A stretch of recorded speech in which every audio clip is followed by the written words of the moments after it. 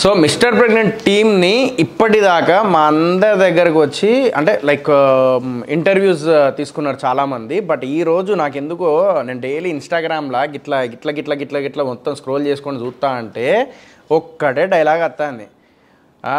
ఏంటిది అది, కూర్చుని మడత పెట్టి అనేది ఒకటి వస్తుంది. అది మొన్న ఆది అన్న కూడా యూజ్ చేసిండు ఆ డైలాగు. సో ఈ డైలాగ్ మస్తు ఫేమస్ అయింది. ఆయన ఎవరు అసలు ఏంది అని చెప్పి మస్తు క్యూరియాసిటీతో ఉన్నాయి ఎన్ని రోజుల నుంచి. సో ఫైనల్లీ ఆయన ఇప్పుడు ఆ పెద్ద ఆయన మాకు దొరికారు. షేక్ అహ్మద్ పాషా గారు. అన్న నమస్తే. అస్సలాము అలైకుం. వాలేకుం సలాం. ఎట్లున్నారు అన్న? I'm fine. బాగున్నావు. దేవుని దయ వల్ల, మీ అభిమానం వల్ల మంచిగా ఉన్నావు. ఇప్పుడు మిస్టర్ ప్రెగ్నెంట్ అనే సినిమా ఉంది ఇప్పుడు. అవునండి. ఓకే. సో మిస్టర్ ప్రెగ్నెంట్ అనే సినిమా అయినంగానే ఒక మొగోడికి కడుపు అని చెప్పేసి మేము అంటే ఆ తల్లి గొప్పతనాన్ని నేను మొగోడుగా చూపిస్తున్నా అంతే. సో నీకు ఏమనిపించింది నీకు చూడంగానే? జనాలారా, సోహెల్ గారు చాలా కష్టపడి యాక్టింగ్ చేసి చాలా బాధ్యతగా ఈ పిక్చర్ తీసిండు. మిస్టర్ ప్రెగ్నెంట్ ఆడిపిల్ల 9 నెలలు మోసి నొప్పులు పడి పిల్లను జన్మనిస్తుంది. ఆ బాధ మొగోడు పడితే ఎట్టుంటుంది అన్నది జనాలకు చూపించడానికి కష్టపడి పిక్చర్ తీసిండు. ఇది గొప్ప పిక్చర్ అండి. 18వ తారీఖు ఆగస్టులో రిలీజ్ అవుతుంది. దయచేసి అతని కష్టానికి ప్రతిఫలం ఇవ్వండి. థియేటర్లో చూడండి. మీ అందరికో ఈ షేక్ అహ్మద్ పాషా దండం, మీ అందరికో దండం అండి. అతని కష్టానికి ఫలితం ఇవ్వండి. 9 నెలలు మోసి ఆ బాధ ఎట్లుంటుంది, ఆ నొప్పులు ఎట్లుంటాయి, పుట్టిన తర్వాత ఎట్లుంటుంది, కడుపులో ఉండంగా ఎట్లుంటుంది, పుట్టినాక కూడా ఆ బాధను ఎంత తీపిగా తల్లి చూపిస్తుంది.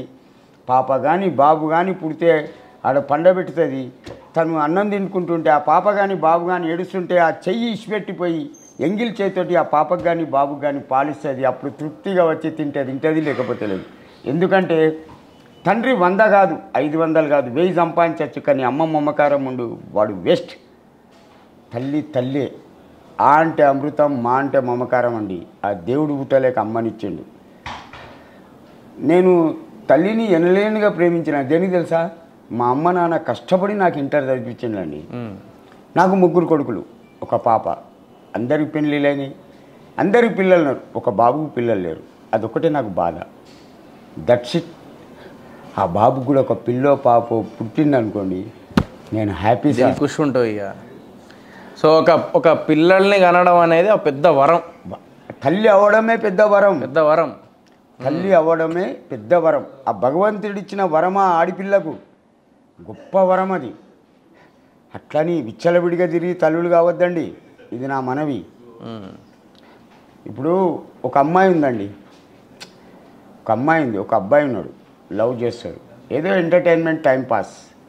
1 నెల, 2 నెలలు, సంవత్సరమో 2 సంవత్సరాలు తిరుగుతాడు. తర్వాత వాడు ఏదో చేస్తాడు, దాన్ని వదిలిపెడతాడు, వాడు ఎటో తీరుతాడు. ఈ పిల్ల ప్రెగ్నెంట్ అవుతుంది. కనాలనా వద్దా అన్నట్లనే 5 నెలలు అయిపోతుంది. 5 నెలలకు కొద్దిగా ఎత్తు కనపడుతుంది. అప్పుడు అమ్మ నాన్న అడుగుతాడు, ఎవడే అని చెప్పలేదు, దాయలేదు. తీసుకపోయి అబార్షన్ చేయించలేరు. 20 వారాలు అయితే కాదు. ఇంత కష్టం అనుభవించేది ఒక ఆడదే, తల్లి. అదే మంచికి కానీ చెడుకు కానీ అనుభవించేది. తండ్రిది ఏముందండి? నా కొడుకు ఇంటికి వస్తాడు, లేకపోతే లేదు. వాడు ఎక్కడ తాగి కూడా ఆరాంగా తిని పంటాడు. కానీ తల్లి అట్లా కాదు. ఆకాశంలో మెరుపులు మెరిచిన పిల్లని కోడి పిల్లగా దగ్గర పెట్టుకొని పంటది. ఎందుకరికైనా తల్లి మమకారం గొప్పదయ్యా. తల్లి మమకారం ఉందో ప్రపంచంలో ఏది రాదు. ఏమి తీపి అంటే కడుపు తీపి గొప్పది సార్. ప్రపంచంలో ఏమి తీపి అంటే కడుపు తీపి చాలా గొప్పదయ్యా. చాలా తక్కువ మంది ఉంటారండి నన్ను అర్థం చేసుకునే వాళ్ళు. చాలా తక్కువ మంది.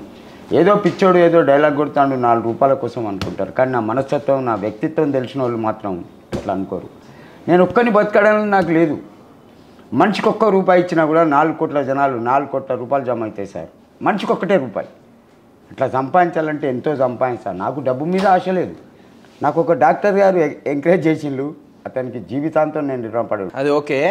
నేను అనేది ఏంటంటే నీకు సజెషన్ ఇస్తుందా, నువ్వు మంచిగా అంటే ఇప్పుడు నువ్వు ఫేమస్ అయినావు, డైలాగ్ కొట్టినావు, నీ వల్ల మస్తు మంది టైంపాస్ చేస్తుర్రు, మస్తు మంది ఎంజాయ్ చేస్తారు, నీ మీద సాంగ్ కూడా రిమిక్స్ లాగా పెట్టేసిర్రు, ఇన్ని చేసిర్రు కదా. సో నేను ఇప్పటి నుంచి నీకు ఒక సలహా ఇస్తా. నువ్వు మంచి మాటలు నీ దగ్గర ఉన్నాయి, నువ్వు దాచిపెట్టుకుంటాను. ఇప్పుడు తల్లి గురించి చెప్పినావు, నేను ఎక్స్పెక్ట్ చేయలేను ఇంత తల్లి గురించి చెప్తావని. ఓకే, నీలో కూడా ఎమోషనల్ ఉన్నది.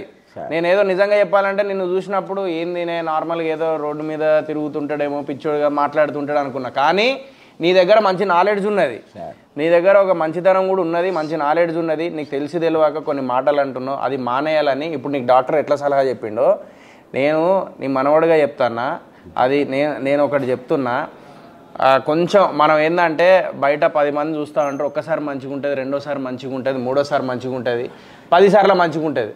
అంటే ఎంజాయ్ చేసే వాళ్ళు చేస్తారు, పుక్కడికి ఎంజాయ్ చేస్తారు. నువ్వు 100 చెప్పినా, నువ్వు బయట వాళ్ళని తిట్టినా వాళ్ళు మస్తు ఎంజాయ్ చేస్తారు, కానీ అది నీకు ఎఫెక్ట్ పడుతుంది. కానీ నీ దగ్గర నువ్వు మంచి మాటలు చెప్తావు చూడు, దానికి కూడా కింద కమెంట్లు ఏమవుతున్నాయి తెలుసా? మంచి మాటలు చెప్పినప్పుడు నిన్ను పొగుడుతారు, అరే తాతకు మంచి తెలుసురా భయ్, తాతకు బరాబర్ చెప్పిండు తాత అది అని చెప్పేసి కూడా కొన్ని కమెంట్లు వస్తున్నాయి. సో కొంచెం ఇప్పుడు నువ్వు ఏదో తల్లి గురించి చెప్పినావో ఇట్లాంటివి నువ్వు ఇంకా నీ దగ్గర చాలా దాచి ఉన్నాయి, నాకు అర్థమైంది. సో నువ్వు కూడా ఏడుస్తావు, నీకు కూడా ఫీలింగ్స్ ఉన్నాయని చెప్పి నాకు ఈరోజే అర్థమైంది. నాకు తెలిసి నువ్వు ఎక్కడ ఏడవలేదు అనుకుంటా, ఇట్లా తల్లి గురించి చెప్పినప్పుడు మాత్రమే ఏడిచినావు. సో నీకు నన్ను కూడా ఎక్కిరిచిడు తాత, నన్ను ఈడేంది, ఈడు మొగోడు ప్రెగ్నెంట్ ఏంది, ఇక తల్లి గురించి ఈడు మొగోడు ప్రెగ్నెంట్ తీసుకొని చూపెట్టుడు ఏంది అని వాళ్ళకి ఏం సమాధానం చెప్తావు? ఒకటి బాగినండి తాత అన్నారు, మనవడ ఏనుగు పోతూనే ఉంటాయి, కుక్కలు మరుగుతూనే ఉంటాయి, వెనకకు తిరిగి చూడద్దు, అంతే. మనతో మనం నడుస్తూనే ఉండాలి, మన గమ్యం వరకు. That's it. నా ఆలోచన అది. నేను ఎవరికి భయపడా సార్, ఒక కుక్క కాదు 100 కుక్కలు వెనక రాను, భయపడవు. ఎందుకు తెలుసా? నా ధైర్యం అటువంటిది. ఒక్కడొచ్చిండనుకో నా 2 చేతులు, నలుగురు నా మీద ఎగబడ్డారు అనుకో, ఇంట్లో 2 రౌతులు 2 ముళ్ళు, కొడితే కంతలు వలగాలి, సమస్య లేదు, అంతే. అడుగు వెనకేసేది లేదు, ఈపు చూపించి పారిపోయేది లేదు. ఇంటికి పోయి కొడతా, అయ్యా మర్చిపోయి ముసలోడే కదా అని ఎవడన్నా అరే అన్నాడు అనుకో, ఇంటికి పోయి కొడతా. అది కూడా వాళ్ళ అమ్మ భయపడాలి, కన్నందుకు ఎందుకు పుట్టినరా వీడని అట్లా కొడతా. 2 కొట్టినా సార్, ఒకటి వరంగల్లో, ఒకటి ఎర్రగడ్డ రైతు బజార్లో. బండి పెట్టిండు, కొట్టినావు, బండి తీసుకొచ్చి 2 కాళ్ళ నడుమ పెట్టిండు. అరే ఏంద్రా బాబు అంటే జరుగురా ముసలాడా అని ఉంటుంది, పేరు భయంకర చోదు అని దింగుతే గువ్వ పలిగింది. లేరా లే, నీ అక్క చెల్లి ఏమన్నా పుష్పవతి ఇంటికాడ రెడీ ఉన్నా అబ్బే చేసుకుంటా అని బంగబెట్టి గుద్దుతే నీ తల్లి మోకాలతో ఇదంతా పలిగింది. అరే సత్తారా అని Akram bhai cycle stand owner, ఆయనే అమలు అందరు వచ్చిన అనామత ఎత్తుకపోయింది వెనకకు. అదే ఇంకా ముస్లిం జోలికి ఎందుకు పోయినావు, రైతు బజార్ తుబ్బ మర్చిపోతా, లంజోడికి వెళ్ళిపోయి కంచె పేడు కొట్టి ఎలా కొట్టింది, వానికి మొత్తం రక్తంగా ఆడతాను.